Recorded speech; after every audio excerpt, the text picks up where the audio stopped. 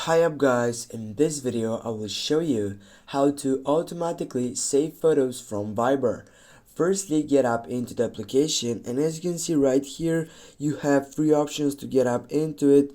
And now on my side, I'm right now on the Cal section or on the second selection.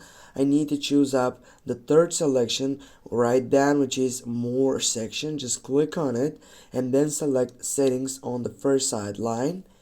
And when you get up into that settings side, what you're gonna do next, simply you need to go for the setup, which is side for media and storage.